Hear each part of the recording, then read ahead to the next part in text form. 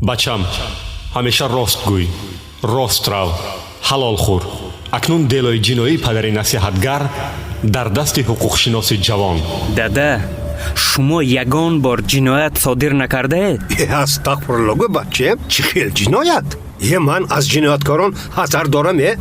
ман ба гуфтанаш ҳақ надоштам, лекин ба шумо мегӯям, дар дасти ман як дафтари аъмол ҳаст, кори нотамом. муаллим онро ба ман дод ки барои кори дипломӣ истифода барам, лекин сад афсӯс ки вай дафтари аъмоли шумо будааст. Чӣ? Кори ҷиноятии ман?